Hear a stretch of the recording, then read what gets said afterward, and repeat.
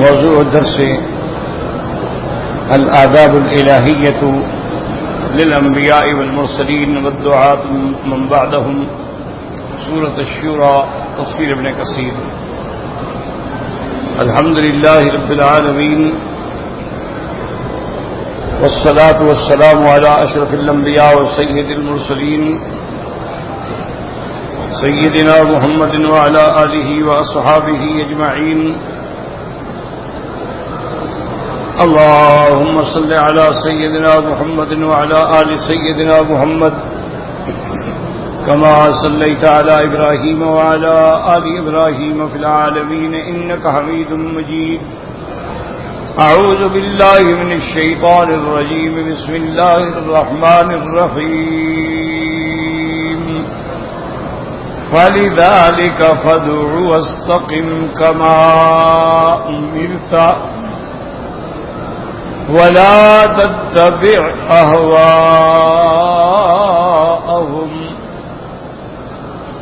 وقل آمنت بما أنزل الله من كتاب وأمرت لأعدل بينكم الله ربنا وربكم لنا أعمالنا ولكم أعمالكم لا حجة بيننا وبينكم الله يجمع بيننا وإليه المصير. اللہ تبارک و تعالی نے کلام مقدس کی ان آیات مبارکہ میں 10 کلمات کا ذکر فرمایا ہے. ہر کلمہ جو ہے وہ گویا ایک مستقل حکم ہے، اور علماء کرام یہ فرماتے ہیں کہ اس آیت کی مثال کوئی نہیں قرآن میں ما سوا آیت الکرسی کی، کہ آیت الکرسی جو ہے وہ بھی بہت بڑی عظیم شان اور اعظم آیت فی کتاب اللہ، اللہ کے قرآن میں سب سے بڑی آیت ہے. اور اس آیت میں بھی اللہ نے 10 ہدایات، 10 کلمات، 10 احکامات، 10 اوامر کا ذکر فرمایا ہے، جو خود ہر آیت، ہر جملہ مستقل ایک حکم ہے.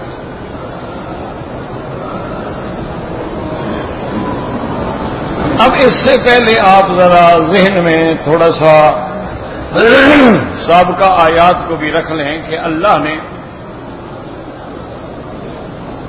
یہ ارشاد فرمایا تھا کہ دین ایک ہے، جو ہم نے نوح علیہ السلام کو دیا، آپ کو دیا، تمام انبیاء کو دیا، اس میں کوئی اختلاف نہیں، یعنی اصول دین ایک ہے. اسی لیے علماء فرماتے ہیں کہ قرآن میں جب بھی نظر ڈالو، جہاں ایمان کا مقابلہ کفر سے ہے، وہاں کفر کا جو لفظ ہے وہ تو آیا ہے جمع کے صیغے سے، اور جو ایمان کے لیے لفظ استعمال ہوا ہے وہ مفرد ہے. مثلا اللہ ولی الذین آمنوا یخرجہم من الظلمات الی النور. اللہ مومنوں کے دوست ہیں، اللہ مومنوں کے ولی ہیں، معین ہیں، ناصر ہیں، حافظ ہیں. یخرجہم من الظلمات، ان کو اندھیریوں سے نکالتے ہیں. ظلمات جمع کا صیغہ ہے. الی النور، نور مفرد صیغہ ہے.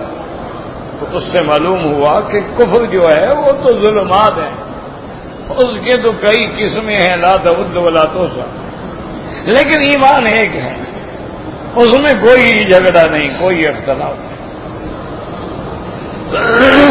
اب بھی آپ دیکھ لیں، یہود نصارہ ہیں، آپس میں آج کل ان کا ایک اتفاق اتحاد ہے مسلمانوں کے خلاف، ورنہ آپس میں تو ایک دوسرے کے دشمن ہیں وہ۔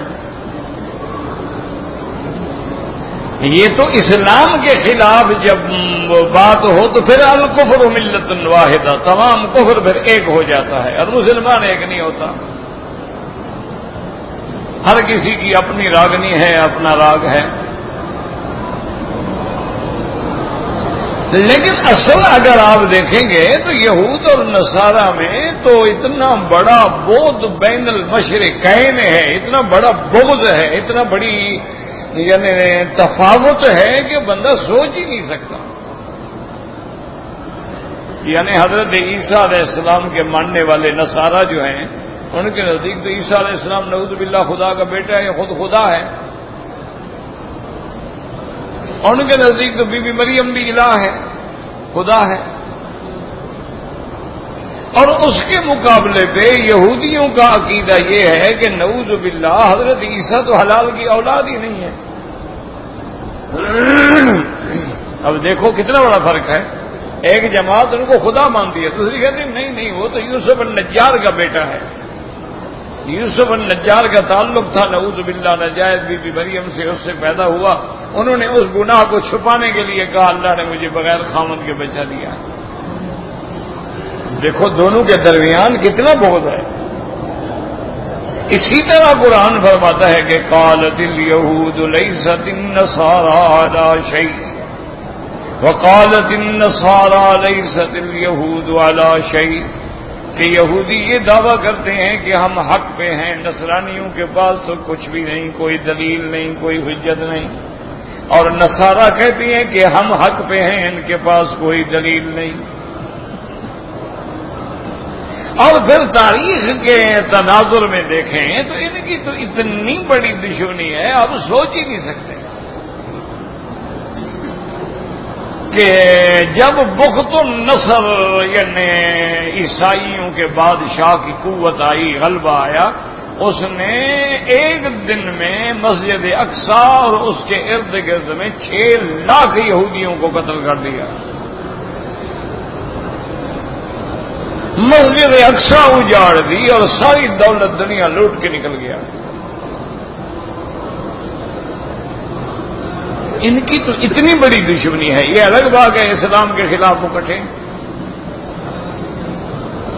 تو اس لیے دیکھیں کہ کفر جو ہے اس کی تو قسمیں ہیں نا جی، کوئی عیسیٰ علیہ السلام کو خدا کہتا ہے، کوئی حضرت عزیر کو خدا کا بیٹا کہتا ہے، اسی طرح دیکھیں کوئی سورج کی پوجا کرتا ہے، کوئی ستاروں کی پوجا کرتا ہے، اسی طرح دیکھیں کوئی دیوی دیوتاؤں کی پوجا کرتا ہے، اسی طرح دیکھیں کچھ لوگ جو ہیں وہ حیوانوں کی پوجا کرتے ہیں، یعنی سانپ جو ہے نا اس کی بھی پوجا کرتے ہیں۔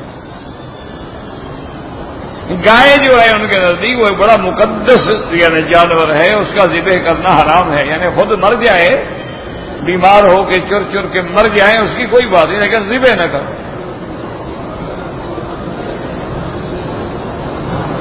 اسی طرح بہت سارے لوگ ہیں جو دریاؤں کی موجوں کو سجدہ کرتے ہیں۔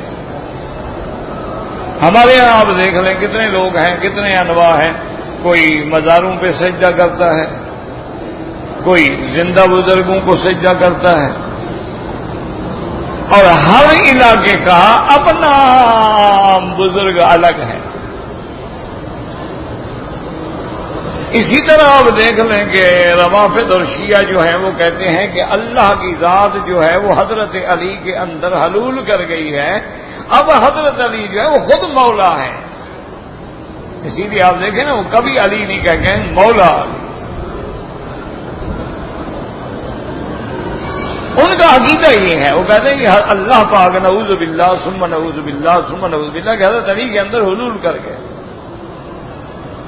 اب حضرت علی ہی مشکل کشا ہیں اور آپ ہی مولا ہیں اور آپ ہی انداتا ہیں اور آپ ہی سب کچھ ہیں۔ اچھا اسی طرح ان کا ایک فرقہ ہے نصیریہ، وہ براہ راست کھل کے کہتے ہیں، وہ کہتے ہیں حضرت علی خود خدا ہیں۔ اچھا حضرت علی کے زمانے میں بھی وہ لوگ تھے، یہ نہیں کہ اب نکلے ہیں، حضرت علی کے زمانے میں بھی وہ لوگ تھے۔ حضرت علی کو جب پتہ چلا کہ مجھے خدا کہتے ہیں، انہوں نے کہا ان کو لے آؤ، پکڑ کے لے آئے ان کے 8-10 آدمیوں کو. ہم نے فرمایا کہ میرے بارے میں کیا عقیدہ ہے تمہارا؟ انہوں نے کہا جی آپ خدا ہے.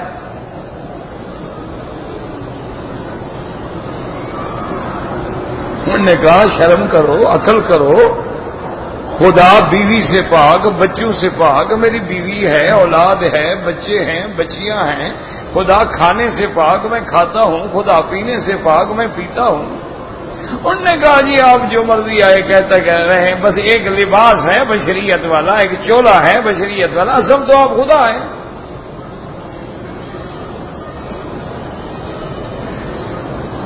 یہی ہمارے جاہلوں کا عقیدہ ہے. وہ بھی کہتے ہیں کہ حضور پاک جو ہیں ایک لباس سے بشری ہے، اندر سے تو آپ خود ہیں. ان کا بھی یہی عقیدہ ہے، وہ کوئی کم نہیں ہے. وہ بھی یہی کہتے ہیں کہ لباس سے بشر تو ہے، بظاہر حضور بشر ہیں، لیکن اندر سے تو نور ہیں، اور سب سے پہلا آپ ہی کا نور ہے. یہ میں نعوذ باللہ ضد میں نہیں کہتا، اللہ معاف کرے، اللہ مجھے ضد سے بچائے، اللہ ہر مسلمان کو ضد سے بچائے، بغض سے بچائے، اور کسی جماعت پہ تہمت لگانے سے بچائے. اور کہ کتابوں میں لکھا ہوا ہے باقاعدہ، یعنی وہ چھپاتے نہیں. جو مستوی تھا عرش پہ خدا ہو کر اتر پڑا ہے مدینے میں مصطفیٰ ہو کر. یعنی جو خدا عرش پہ تھا جب مدینے میں آیا تو مصطفیٰ بن گیا. وہ کہتے ہیں حضرت یہ احد اور احمد کیا ہے کہ میم کا پردہ ہی ہے نا، بس ہٹا دو تو احد ہے.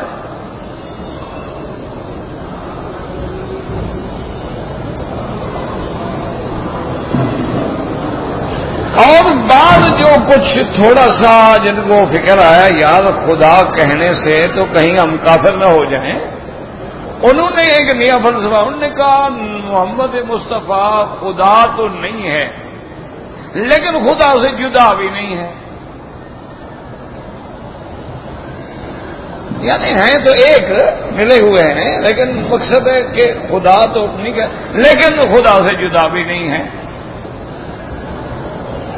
انہوں نے تھوڑا سا اور تنزل کر لیا. بعد نے کہا کہ نہیں یار بات یہ ہے کہ بس اس حقیقت کو کھولو ہی نہیں، محمد دی حقیقت کو کوئی سمجھ ہی نہیں سکتا. حقیقت محمدی کیا ہے؟ وہ کہتے ہیں جناب یہ ایک ایسا راز ہے کہ جس کو آپ جتنا کھولیں گے اور الجھ جائیں گے، کھول نہیں سکتے، آپ کی حقیقت تک پہنچ ہی نہیں سکتے. نعوذ باللہ، اگر ہمیں حضور کی حقیقت کا پتہ ہی نہیں تو کلمہ کس کا پڑھ رہے ہیں ہم؟ تو حقیقت کا تو پتہ ہی نہیں ہے تو ہم تو کلمہ پڑھ رہے ہیں. تو مقصد میرے کہنے کا یہ تھا کہ کفر کی کئی اقسام ہیں، وہ ایک نہیں ہوتا ہے. کفر کئی قسم کے کفر ہیں. اچھا، سورج کے پجاری ہیں، آگ کے پجاری ہیں، ان کے نزدیک تمام نفع نقصان جو ہے سورج کے پاس ہے، آگ کے پاس ہے. کہتے ہیں بدن میں حرارت ہے تو بندہ زندہ ہے، حرارت ختم ہو گئی، ٹھنڈا ہو گیا، مر گیا. تو مانا یہ ہے کہ خدا تو پھر آگ ہے نا، وہ زندہ رکھے ہوئے ہیں. ان کے اپنے عقیدے ہیں. اچھا، اب جناب آپ حیران ہوں گے، ایک نئی پارٹی ہے، وہ شیطان کو خدا مانتے ہیں. وہ ان کا پارٹی کا نام بھی حزب الشیطان، شیطان پارٹی ہے. وہ چھپاتے نہیں، وہ کہتے ہیں اب سارے کام تو وہی کرا رہا ہے، سارا نظام تو اسی کے ہاتھ میں چل رہا ہے، ہر آدمی اسی کے کہنے پہ چل رہا ہے. مولوی کتنا دوڑ لگا رہے ہیں، کوئی داڑھی منڈانے سے بعد آ گئے ہیں. مولوی کتنے تقریریں کر رہے ہیں، عورتوں کو پردہ آ گیا ہے. مولوی کتنا زنا حرام حرام حرام کر رہے ہیں، ہر بڑے ہوٹل میں اور ہر بڑے مقام پہ اڈے کھلے ہوئے ہیں. کیا ہو گیا؟ وہ کہتے ہیں اصل کام تو شیطان کر رہا ہے، سارا کچھ اس کے ہاتھ میں. وہ کہتے ہیں جناب ادھر ادھر بھٹکنے کی کیا ضرورت ہے، ہمارا تو بس خدا ہی شیطان.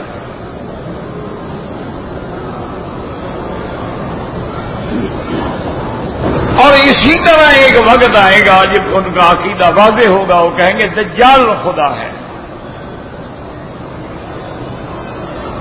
اسی لیے آپ دیکھیں نا کہ دجال کے بارے میں حدیث میں آتا ہے نا، حضور نے فرمایا کہ اس کی ایک آنکھ ہوگی، کانا ہوگا، تو اب انہوں نے ایک آنکھ جو ہے اپنی بڑی بڑی ملٹی نیشنل کمپنیوں کے موٹو نشان بنائے ہیں کہ تم ایک آنکھ پہ اعتراض کرتے ہو، سارا کام تو ایک آنکھ سے چلتا ہے. تم شکار کرو، بندوق بغیر 2 آنکھوں سے مار سکتے ہو. تم کیمرہ سے فوٹو کھینچو 2 آنکھوں سے کھینچ سکتے ہو. کہ سارا کام تو ایک آنکھ سے ہوتا ہے. وہ ایک آنکھ والا خدا آئے گا نا، ہوگا کانا لیکن ہوگا خدا. اپنی دوسری آنکھ ٹھیک نہیں کر سکا لیکن ہے خدا. تو اس لیے ہمیشہ سمجھیں کہ کفر جو ہے نا وہ ظلمات ہیں، وہ اندھیرے ہیں.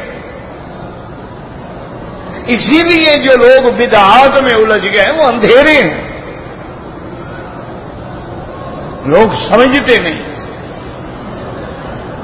حضرت عبد القادر جیلانی رحمت اللہ علیہ ایک رات عبادت فرما رہے تھے. کسی باغ میں یا کسی درخت کے نیچے آپ بیٹھے ہوئے رات کو ذکر کر رہے تھے، تہجد پڑھ رہے تھے. کبھی ذکر کرتے، کبھی قرآن پڑھتے، کبھی تہجد پڑھتے. یک دم پورا درخت جو تھا نا جی روشنی سے اور نور سے، اور پورا بقعہ جو تھا منور ہو گیا، نور ہی نور، روشنی ہو گئی.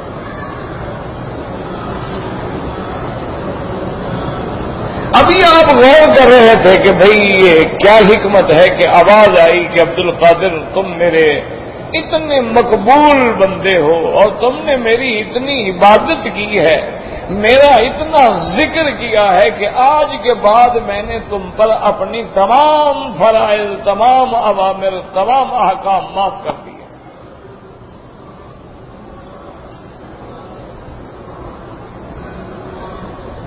کہ تم میرے اتنے عابد ہو، اتنے زاہد ہو، اتنے ذاکر ہو، اتنے شاغل ہو کہ سب کچھ آج کے بعد تم پہ معاف ہے. انہوں نے فوراً پڑھا اعوذ باللہ من الشیطان الرجیم لا حول ولا قوة الا باللہ العلی العظیم. جب آپ نے 2-3 دفعہ استعاذہ فرمایا، تعوذ پڑھا، آپ نے لا حول پڑھا، شیطان اب ظاہر ہو گیا. اس نے کہا عبد القادر چونکہ تم صرف پیر نہیں ہو نا، عابد نہیں ہو، تم عالم بھی ہو نا، تمہارے علم نے تمہیں بچا لیا ہے، ورنہ اس طرح میں نے کئی بزرگوں کی گردنیں توڑ دی ہیں. میرے پاس تم لوگوں کو گمراہ کرنے کے لیے 70,000 تو نورانی بندہ ہے کہ بظاہر وہ نور ہے لیکن اندر وہ میرا بندہ ہے. لیکن چونکہ تم عالم تھے، دین کے سمجھنے والے تھے، تم سمجھ گئے. آپ نے پھر پڑھا اعوذ باللہ من الشیطان الرجیم لا حول ولا قوة الا باللہ العلی العظیم. اب شیطان ظاہر ہوا. اس نے کہا اب کس بات سے تم پناہ پکڑ رہے ہو؟ اس نے کہا بدبخت تم مجھے پھر دھوکہ دینا چاہتے ہو کہ مجھے علم نے بچایا ہے. علم بچاتا تو شیطان کو بچا لیتا، مجھے تو میرے خدا نے بچایا ہے. میں کیا کہہ رہے ہو بدبخت، پھر مجھے دھوکہ دے رہے ہو کہ تم عالم تھے بچ گئے. شیطان کو کم عالم تھا جو فرشتوں میں رہتا تھا. سب سے پہلے تو آدم کو اسی نے پہچانا تھا، فرشتوں کو بھی پتہ نہیں لگا. یہ تو وہی تھا نا، دیکھتا تھا نا یہ کیا لمبی چوڑی لاش پڑی ہے، اور ایک دن آ کے ان کے منہ سے پھونک ماری تو ہوا جو تھی وہ نیچے سے نکل گئی. تو کہنے لگا اچھا جو بھی ہے اندر سے خالی ہے، بہرحال یہ اپنے آپ کو سنبھال نہیں سکے گا. وہ تو ملائکہ کے ساتھ ملائے اعلیٰ میں رہ کے عبادت کرتا تھا، ملائکہ کے ساتھ اڑتا تھا. انہوں نے کہا بدبخت مجھے علم نے بچایا، مجھے میرے اللہ نے بچایا ہے. تو اب دیکھیں کیوں حضرت عبد القادر سمجھ گیا. اس نے کہا اللہ نے اپنے نبی پر فرائض معاف نہیں کیے، سرکار دو عالم کو معاف نہیں کیے، میرے اوپر کیسے معاف ہو گئے؟ حضور تو آخری وقت تک بیماری کی حالت میں بھی حضرت فضل و عباس کے کندھے پہ ہاتھ رکھ کے لیے مسجد میں نماز کے لیے آ رہے ہیں، اور مجھے بھی عبادت معاف ہو گئی. صاف مانا ہے کہ شیطان دھوکہ دے رہا ہے. تو اس لیے ہمیشہ سب سے بڑا علاج اللہ سے پناہ پکڑو، استغفار کیا کرو، درود شریف پڑھا کرو، اور سبحان اللہ و بحمدہ سبحان اللہ العظیم کی تسبیح پڑھا کرو کہ بس اللہ ہمیں ایسے جال سے بچائے. ورنہ جو بندہ بھی بدعت میں آ گیا نا جی وہ شرک پہ پہنچ گیا. بس یہ نہ سمجھا کرو وہ جناب ٹھیک ہے نا کل خانی بدعت ہی ہے نا اور یار کوئی کفر شرک تو نہیں ہے نا بدعت. بس بدعت میں قدم رکھا پر بڑھتا جائے گا.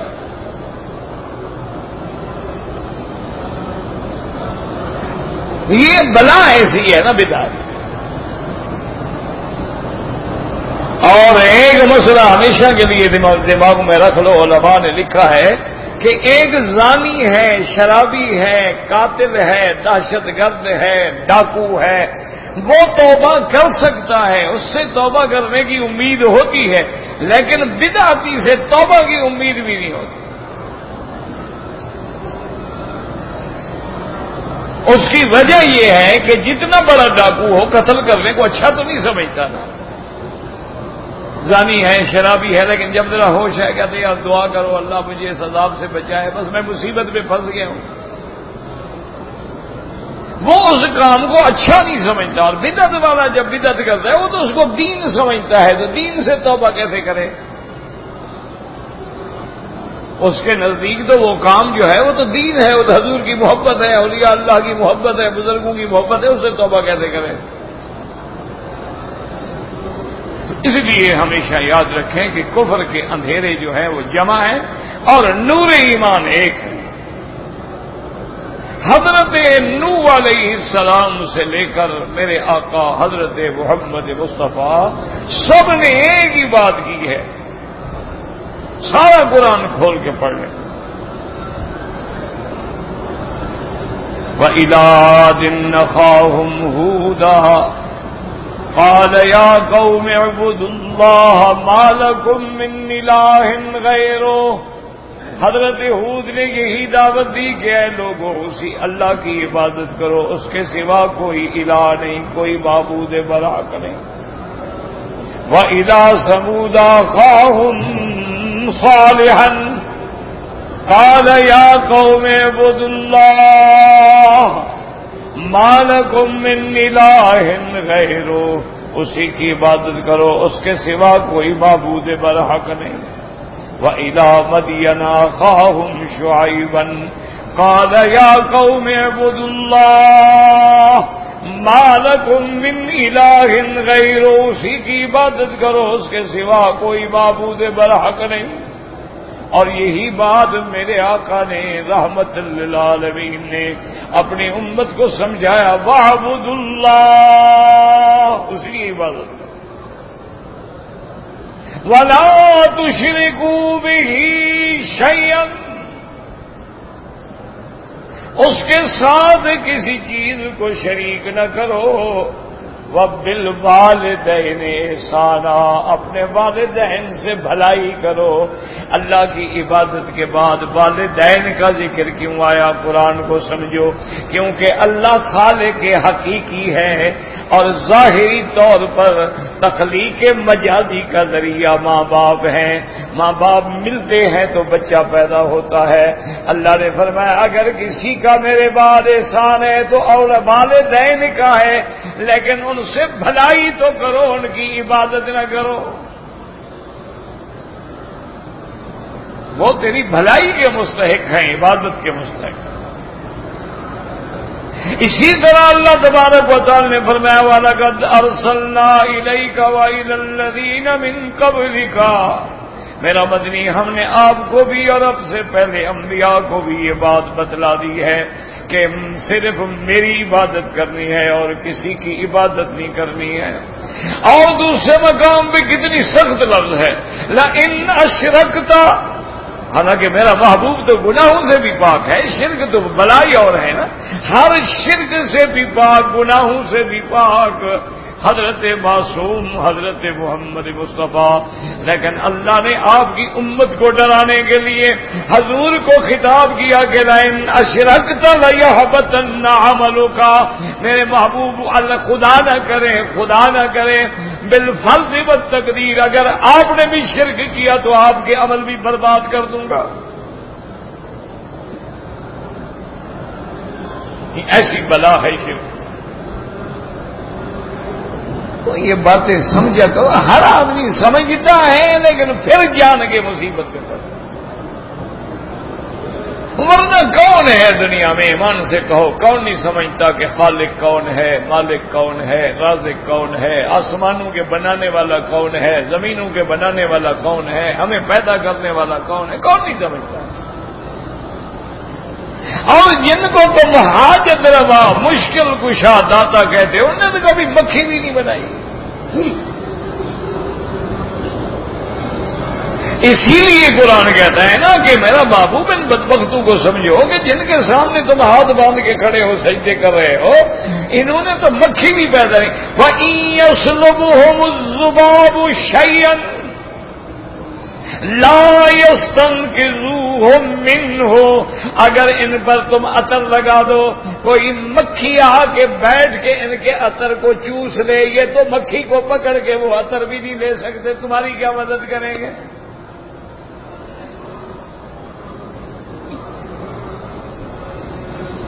نا کیا خیال ہے آپ کا؟ مثلا آج جتنے مزارات ہیں، اللہ ہمیں اولیاء اللہ کا ادب نصیب کرے، ان پہ جتنے غلیف ڈالے جاتے ہیں، جب وہ پرانے ہو جائیں یا مکھیاں بیٹھنی شروع ہو جائیں تو تم اڑاتے ہو یا خود اڑا لیتے ہو؟ غلاف پرانا ہو جائے تم بدلتے ہو کہ پیر صاحب خود باہر آ کے بدل جاتے ہیں؟ تو اپنا غلاف نہیں بدل سکتے، تمہاری حالت بدل دیں گے. کوئی عقل کریں، کوئی عقل ختم ہو گیا ہے کیا؟ اللہ ناراض ہو جائے نا عقل چھین لیتا ہے. ورنہ یہ اصول دین ہے. اسی لیے فرما دیا تھا کہ میرے مدنی دین ایک ہے بس، اس میں کوئی اختلاف نہیں.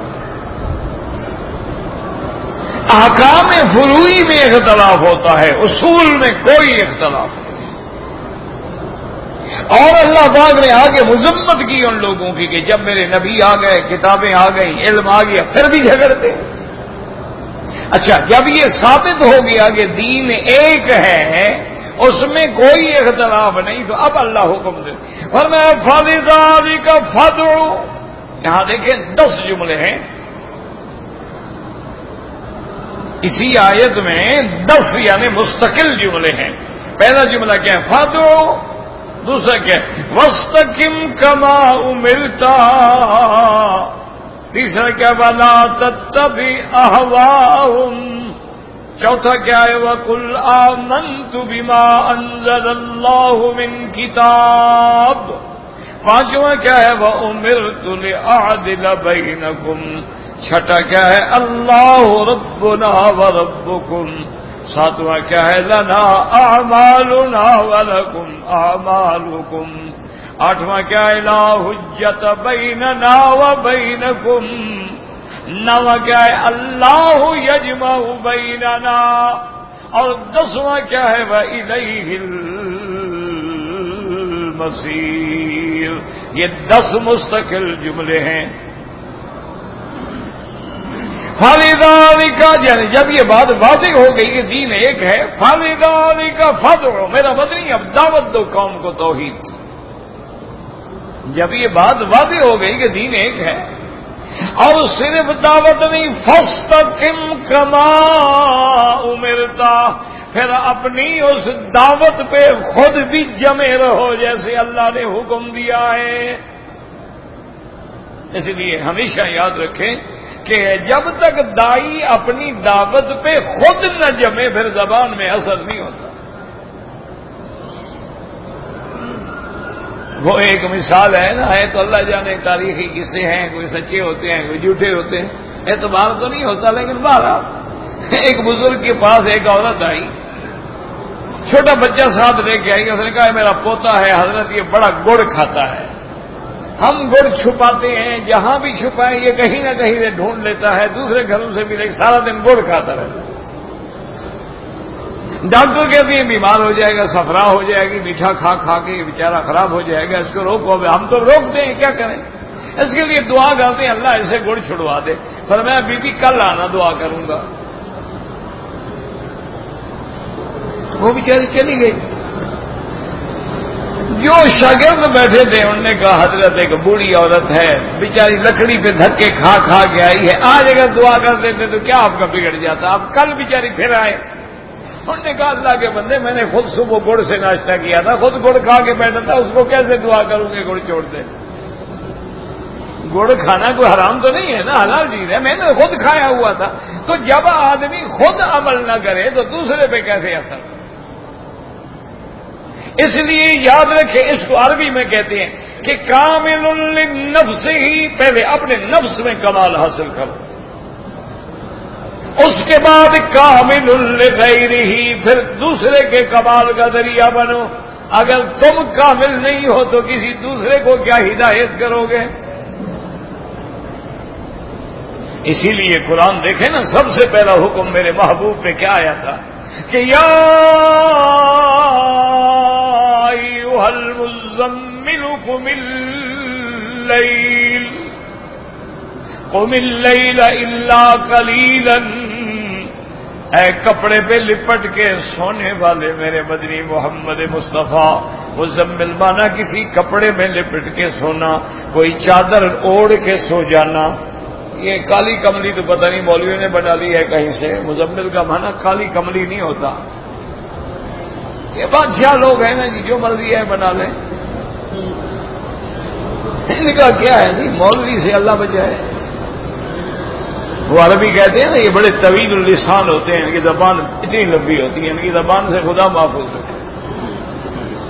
میرے جیسے مولوی جو عالم ہیں ان کے تو ہم جوتیوں کے غلام ہیں، ان کی تو جوتیاں ہمارے سر کا تاج ہیں۔ جب میں پیروں کا نام لیتا ہوں، یہ جو مداری ہیں، جو اصل اولیاء اللہ ہیں، ان کے تو جوتے اور ان کے پاؤں کی مٹی ہمارے لیے نعمت ہے۔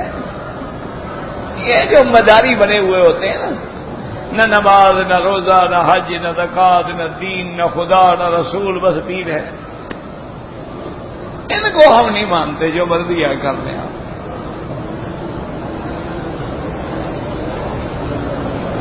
اولیاء اللہ کا کیا مانا؟ اللہ کا دوست، اچھا دوست ہے جو نماز نہیں پڑھتا، اچھا دوست ہے جو اللہ کے حکم پہ نہیں چلتا اور اس کی مخالفت کرتا ہے، وہ تو دشمن ہوا، ولی کیسے ہو گیا؟ اس لیے ہمیشہ ہم بات کو کہ اللہ حکم دے رہے ہیں اپنے محبوب کو کہ اٹھیں، اب سونے کا وقت چلا گیا، 40 سال آپ نے جو آرام کرنا تھا کر لیا ہے۔ یا ایھا المزمل، کہیں فرماتے ہیں یا ایھا المدثر، یاد رکھو کپڑے میں لپٹ کے سونا۔ اچھا یہ خطاب جو ہے نا، یہ بھی یاد رکھو، یہ بھی میرے محبوب کی شان ہے محمد مصطفیٰ، کہ جب اسی حالت میں خطاب کیا جائے نا جس حالت میں انسان ہو، تو یہ دلیل ہوتی ہے اللہ کی خاص تعلق اور رحمت کی۔ ورنہ اللہ فرماتے یا ایھا النبی ہو یا ایھا الرسول، نہیں یا ایھا المزمل، حضور یہ کپڑا لے کے لیٹے ہوئے تھے، زملونی زملونی، مجھے کپڑا اڑاؤ، ورنہ اب اٹھو، بس ادھر گیا وقت سونے کا۔ یہ علامت ہے محبت خدا بندی کی، یہ علامت ہے عظمت محمد مصطفیٰ کی کہ اسی کیفیت میں خطاب کر رہے ہیں۔ جیسے حضرت علی سوئے ہوئے تھے نا، مٹی تھی بالوں میں، تو حضرت حضور پاک محبت سے اٹھا رہے تھے، فرما رہے کم ابھی تو رہا، اٹھو مٹی کے باپ، اٹھو اٹھو۔ تو حضرت علی نے اپنی کنیت ابو الحسن جو تھی چھوڑ دی، حضرت علی کی کنیت ابو الحسن تھی، کیونکہ بڑے بیٹے تو حضرت حسن ہیں، حضرت حسین ان سے بعد میں 1 سال چھوٹے ہیں، تو آپ کی کنیت ہمیشہ کنیت بڑے بیٹے کے ساتھ ہوتی ہے، تو ابو الحسن تھی، اب نے کہا چھوڑ دو یہ کنیت، وہی کنیت رکھو ابھی تو آپ، جو مجھے حضور نے کہا ہے نا، مجھے وہ کنیت پیاری ہے۔ اللہ نے حکم دیا قم اللیل، ساری رات جاگو، الا قلیلا، مگر تھوڑی سی رات آرام کر لو۔ اچھا ہم رعایت کرتے ہیں نصفہ، چلو آدھی رات جاگو، او انقص منہ قلیلا، اچھا 2/3 آرام کر کے 1/3 میری رات عبادت کرو۔ کیوں؟ آگے فرماتے ہیں انا سنلقی علیک قولا ثقیلا، میرا مدنی ہم بڑی عظمت والا، بڑی شان والا، بڑی بوجھ تم پر قرآن کا اتارنے والے ہیں، اس کے تیار ہونے کے لیے پہلے تیار ہو جاؤ۔ ان ناشئۃ اللیل ہی اشد وطئا واقوم قیلا، یہ رات کی عبادت جو ہے یہ نفس کے مارنے کے لیے سب سے بڑا علاج ہے، اور یہ رات کی عبادت جو ہے یہ دل اور زبان کی موافقت کا وقت ہوتا ہے۔ دنیا میں آپ دیکھیں دن ہے ادھر دیکھیں گے لیکن رات ہے تنہائی ہے، کوئی دیکھنے والا نہیں، بندے اور اللہ کے درمیان میں ذکر ہو رہا ہے، قرآن ہو رہا ہے، تو وہ دل وہ وقت ہوتا ہے۔ تو اب نبی کو بھی حکم ہو رہا ہے کہ پہلے آپ خود کمال حاصل کریں، اسی لیے کہتے ہیں کامل لنفسہ ثم یکون کاملا لغیرہ، پہلے اپنے او فدعو فلذلک فدعو فاستقم کما امرتا، اور جیسے ہم نے حکم دیا ہے اس پہ جم جاؤ، جیسے دوسرے مقام پہ فرماتے ہیں ان الذین قالوا ربنا اللہ ثم استقاموا، جنہوں نے اللہ کی ربوبیت اور الوہیت کا اقرار کیا پھر اس پہ جم گئے۔ دنیا مخالف ہو جائے توحید پہ جم جاؤ، ابو جہل زور لگا لے، فرعون اپنی پوری قوت آزما لے، نمرود آگ کے اللہ جلا لے، آپ جمے رہے توحید پہ۔ اصل کمال یہی ہوتا ہے، یاد رکھو، جب تک دائی اپنی دعوت پہ جمع نہ رہے پھر وہ دعوت نہیں چلتی۔ ایک دفعہ جم جاؤ توحید پہ، لوگ گالیاں بھی دیں گے، پتھر بھی ماریں گے، وہابی بھی کہیں گے، لیکن ایسا ایسا وہیں سے انشاءاللہ پھر دیکھیں گے کہ لوگ نکلیں گے۔ جب تم گول مول ہو جناب کے شیعہ بلائیں تو یوم حسین پہ تقریر کر لی، اور بریلوی بلائیں تو سیرت مصطفیٰ پہ تقریر کر دی، سنی بلائیں تو صداقت صدیق پہ تقریر کر دی، سب کو راضی کر رہے ہیں، تو یہ گڑبڑ گھول گھٹالا ہے، یہ بندہ وہ مومن نہیں ہوتا ہے، مداہن ہوتا۔ حق کی بات کرو، ڈنکی کی چوٹ کرو، ناراض ہو گئے ہو جائے۔ انبیاء سے سارے لوگ راضی ہو گئے، حضور نے جب توحید کی دعوت دی سارے راضی تھے، ساری برادری مخالف ہو گئی، قوم مخالف ہو گئی۔ توحید کی تو شان ہی یہ ہے کہ جب بیان کرو گے تو اپنے بھی چھوڑ کے بھاگ جائیں گے۔ سارے کے سارے مخالف ہو گئے، حضور کو حرم میں نماز نہیں پڑھنے دیتے تھے۔ یہ تو اللہ کی حفاظت تھی نا، ورنہ ابو جہل نے تو دم دنا کے کہا تھا کہ یا محمد صلی اللہ علیہ وسلم، میں خدا کی قسم کھا کے کہتا ہوں میں تمہیں دوبارہ نہ دیکھوں کعبے میں نماز پڑھتے ہوئے، لأطعنک، میں آپ کو کچل ڈالوں گا۔ لیکن اللہ کے نبی جب تم اپنے دعوے پہ جم جاؤ نا تو پھر اللہ کی حفاظت آتی ہے۔ پہلے مار تو کھانی پڑتی ہے نا، بلال نے مار کھائی تو کعبے پہ چڑھا نا، ایسے تو نہیں چڑھتے نا، مار کھائی ہے۔ حضرت بلال کو صرف مارا نہیں گیا، انگاروں پہ لٹایا گیا، گرم پتھروں پہ لٹایا گیا، سینے پہ پتھروں کی چٹانیں رکھی گئی، کھجور کے اتنے بڑے بڑے کانٹے لے کے بدن میں چبھو ڈالے گئے، اسی حالت میں بے ہوش آ جاتے، اور جب بھی ہوش آتا احد احد احد احد احد کا نعرہ لگانا۔ نہ ایمان سے کہیں پھر ابو جہل جیت گیا یا بلال جیت گیا؟ ہاں بس یہی بات ہے، مولوی کو مار کھانی پڑے گی، حلوہ نہیں ملتا۔ حلوہ شریف کھانا ہے نا جی، گھی والا کھا لے تو وہ پرستر ہو جاتا ہے، حق نکلتا ہی نہیں۔ پھر یہ حلوہ شریف اور جمعراتیں شریف اور کونڈے شریف اور کل شریف اور کندھانے شریف اور چہلم شریف، پھر یہ نہیں ملتے جناب، پھر تو پتھر شریف ملیں گے، ڈنڈے ملیں گے۔ یا پھر بلال کے رستے پہ حلوہ کہاں سے ملتا ہے؟ نا ابو جہل کے پاس جو آتا ہو گیا تھا زکے بھی نہیں، لے آؤ کھجور بھی لے آؤ، مکھن بھی لے آؤ، ان کو کھلاؤ جو حضور کا مخالف ہو۔ مکھن تو ان کو ملتے ہیں، چوریاں تو ان کو ملتی ہیں، عاشقوں کو تو مار کھانی پڑتی ہے، ان کو تو خون دینا پڑتا ہے، ان کو تو حضور کے نقش قدم پہ جان دینی پڑتی ہے، بچے قربان کرنے پڑتے ہیں۔ دیکھا نہیں ہے کہ صحابہ نے بیویاں چھوڑ دی، اولادیں چھوڑ دی، بچے چھوڑ دیے، انہوں نے کہا ہم سب چھوڑ دیں گے لیکن محمد مصطفیٰ کو نہیں چھوڑیں گے۔ پھر ہم تو سارے ابھی دعائیں کریں اللہ راضی ہو جائے، اللہ راضی ہو جائے، اللہ راضی ہو جائے، حج کیوں کر رہے ہیں، عمرہ کیوں کر رہے ہیں، گھر کیوں چھوڑا ہے، بچے کیوں چھوڑے کہ اللہ راضی ہو جائے. پھر شان ہے نا جن کو اللہ نے کہہ دیا میرا مدنی آپ ان کو کہہ دیں میں تم سے راضی ہو گیا ہوں، ان کو بتا دو میں راضی ہو گیا ہوں، یہ نہیں کہ آئندہ ہوں گا.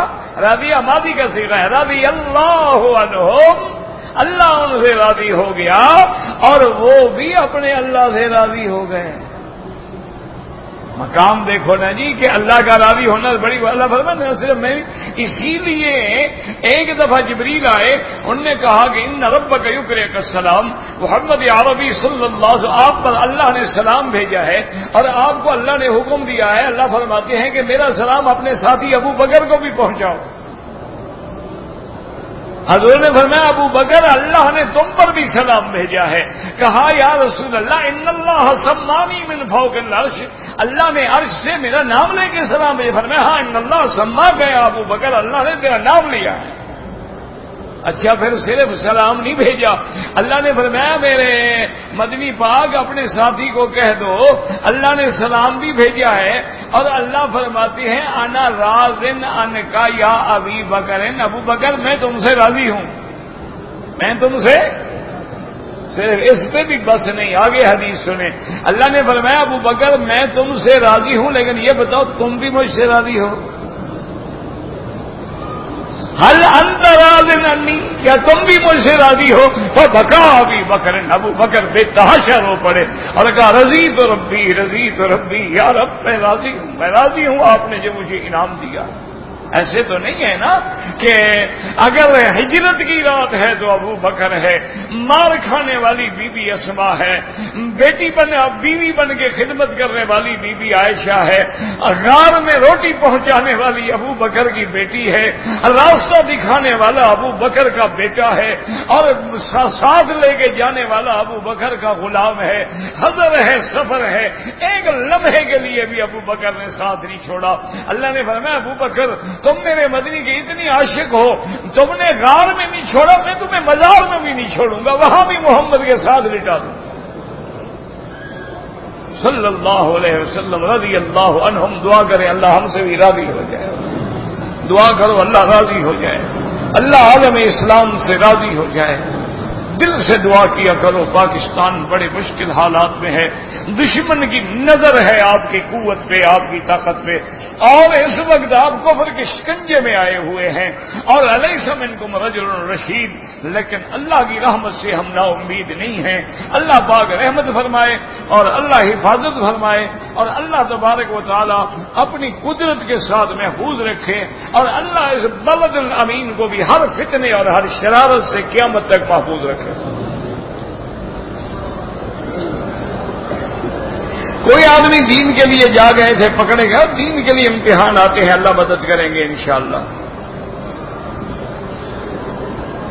ہمارے ملک میں نماز پڑھنے کے بعد زور زور سے لا الہ الا اللہ کا ذکر ہوتا ہے، یہ سنت میں ثابت نہیں ہے.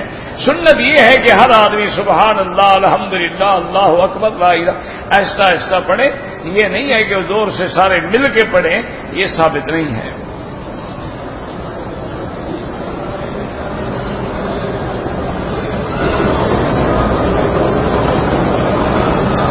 ایک آدمی کا کسی عورت سے نکاح ہوا، پہلے سے 4 مہینے کا بچہ تھا، تو ٹھیک ہے طلاق اسی لیے تو ہے، طلاق دے دو.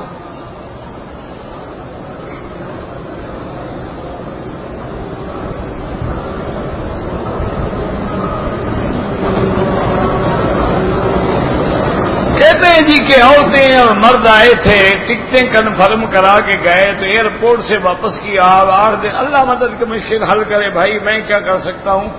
دفتر والے کہاں، مولویوں کی بات کہاں سنتے ہیں میرا بھائی. بس اللہ کے آگے حسبنا اللہ و نعم الوکیل پڑھا کرو. حجر اسود کو بوسہ دینے کے لیے لوگ دھکے دیتے ہیں، اللہ ہدایت دے. اگر کسی زندہ آدمی نے کہا ہے تو اس کے لیے آپ عمرہ کر سکتے ہیں. مدینہ منورہ میں جب جائیں تو ادب کا تقاضا یہ ہے کہ جاتے ہوئے پہلے غسل کریں، کپڑے پہنیں، خوشبو لگائیں، ادب سے چلتے ہوئے دربار حضور میں آئیں، پہلے 2 رکعت تحیت المسجد پڑھیں، پھر درود شریف پڑھتے ہوئے اتنے ادب سے چلیں کہ تیرے پاؤں کی آواز بھی نہ آئے، اتنے خشوع اور خضوع اور ادب سے جا کے سرکار دو عالم کے مواجہہ شریف میں کھڑے ہو کر مختصر طور پہ الصلاۃ والسلام علیک یا رسول اللہ، الصلاۃ والسلام علیک یا حبیب اللہ، الصلاۃ والسلام علیک یا خیر خلق اللہ، السلام علیک ورحمۃ اللہ وبرکاتہ، پھر سیدنا ابی بکر پہ، پھر سیدنا عمر پہ سلام پڑھیں، اور جتنے دن مدینے میں رہیں ہر وظیفہ چھوڑ دیں، درود شریف پڑھیں، سب سے زیادہ درود شریف چلتے اٹھتے بیٹھتے پھرتے کھڑے ہوئے، یعنی آپ ہر حال میں درود شریف کی کثرت کریں اور ہر نماز پابندی سے پڑھیں، اور پھر جب آنا ہو پھر سلام پڑھ کے آئیں۔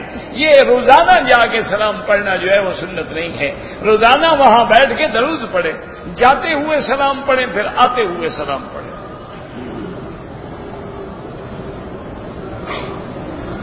اگر زکوٰۃ کے پیسے ہیں، ہمارا بھائی تکلیف میں بالکل دے سکتے ہیں، بھائی ہے بہن ہے، صرف اپنی اولاد کو نہیں دے سکتے ہو، اپنے ماں باپ دادا دادی نانا نانی کو نہیں دے سکتے ہو، بہن ہے بھتیجے ان سب کو دے سکتے ہو۔ کہتے تھے کہ لوگ جو ہے عورتوں کو تبلیغ کے لیے نکالتے ہیں، تو آدھا دین تو عورتوں سے ہمیں ملا ہے، بی بی عائشہ سے کتنے حدیثیں ملی ہیں، اگر عورت دین کا کام نہ کرتی تو کون ہمیں سمجھاتا؟ نہ اگر عورت فلم کے لیے نکلے وہ تو مسئلہ تم نے کبھی نہیں پوچھا، بسنت منانے کے لیے نکلے یا وہ جناب دوڑ لگا میراتھن ریس کے لیے نکلے، ویلنٹائن ڈے کے لیے نکلے، وہ تو مسئلہ تم نے کبھی نہیں پوچھا، دین کے لیے نکلے تمہیں تکلیف ہو رہی ہے۔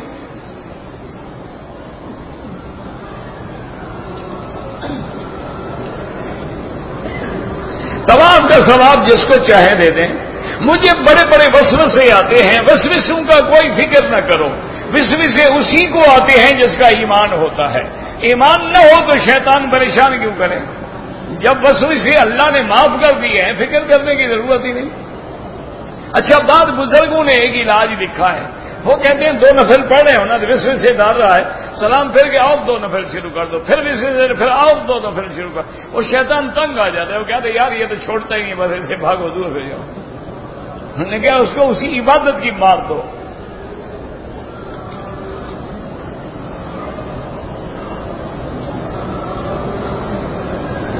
میری والدہ 30 سال پہلے آئی تھی، اب مسئلہ پوچھنا یاد آیا ہے تمہیں؟ اللہ معاف کرے، عمرہ نہیں کیا مدینے سے، خدا معاف کر دے۔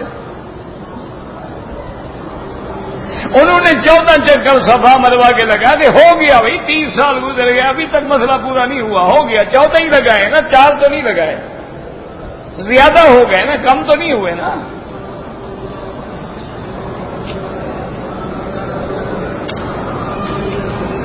کراچی ایئرپورٹ سے احرام باندھنا ضروری ہے، جتنے سے باندھو گے دم پڑ جائے گی، جہاز میقات سے گزر جاتا ہے، اور یہ جو جہاز ہے ان کا روٹ ایسے ہے کہ پہلے وہ آئے گا پھر طائف مکے کے اوپر سے گزر کے جدے جاتا ہے۔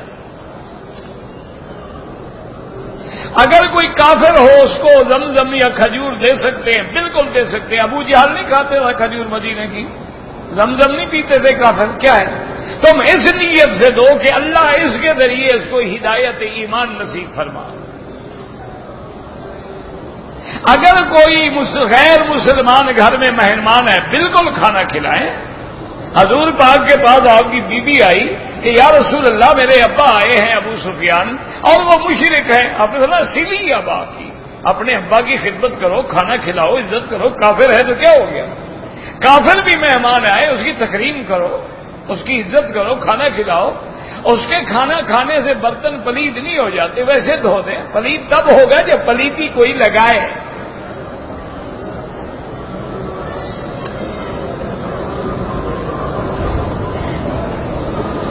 میں نے طواف کرنے کے بعد سعی کیے بغیر احرام کھول دیا، ایک بکری دم ادا کریں۔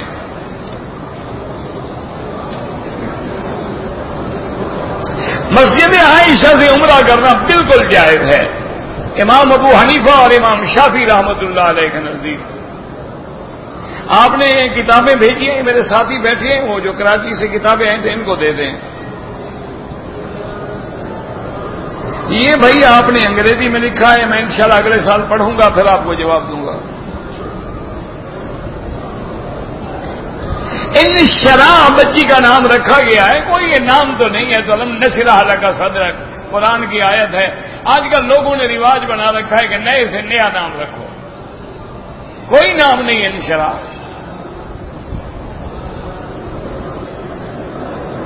غسل کرنے کے بعد نماز کے لیے وضو کریں.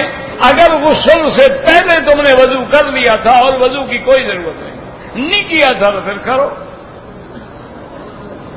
نماز پڑھنے کے لیے امام ترمذی رحمۃ اللہ علیہ کی سنن ترمذی میں باقاعدہ باب موجود ہیں جس میں حدیثیں موجود ہیں کہ ہاتھ ناف پہ باندھنا بھی ثابت ہے، ناف سے نیچے بھی ثابت ہے. میرے والد بیمار ہیں، اللہ شفا عطا فرمائے. احرام کی حالت میں ایک بھائی نے دوسرے کو بوسہ دیا، کوئی بات نہیں. عورت کو تو نہیں دیا نا، مرد کو دیا تھا، کچھ نہیں. اگر احرام کی حالت میں انگلی کٹ گئی، خون نکل گیا، کوئی حرج نہیں. خون بھی تمہارا نکلے اور شریعت جرمانہ بھی تم کو کرے. اچھا دین ہے بھائی. عمرہ کرنے کے بعد سر مڈانے سے خون نکلا، کچھ نہیں ہوتا، جتنا مرضی آئے نکلتا رہے. آخر انہوں نے بھی تو حاجیوں پہ سیکھنا ہوتا ہے نا، یہ پرانے حجام تھوڑے ہیں. یہ بھی تو ہمارے سروں پہ سیکھ کے حجام بنتے ہیں نا.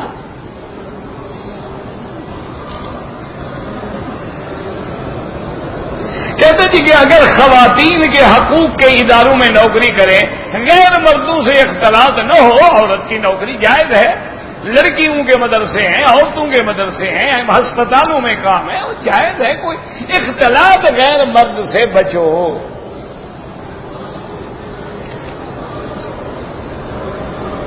اگر 2 طواف ہم نے اکٹھے کر لیے، بعد میں 2 رکعت پڑھ لیں، بالکل جائز ہے. ایام حیض میں عورت حرم کے باہر میدان میں بیٹھ سکتی ہے.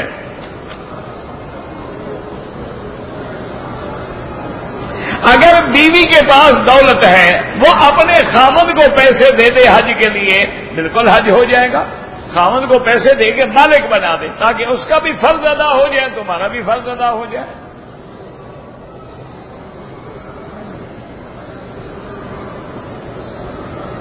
میں نے جب بھی عمرہ کیا ہے، نائی نے کپڑے دھونے والے صابن لگا کے میرا حلق کیا. ٹھیک ہے، اس میں خوشبو تو نہیں ہوتی نا، وہ تو سادہ صابن ہے.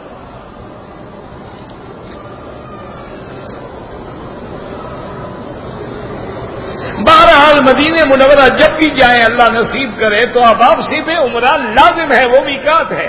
کوئی عذر ہے، مجبوری ہے، الگ بات ہے، ورنہ عمرہ بھی کرنا ہوگا، دم بھی دینی ہوگی.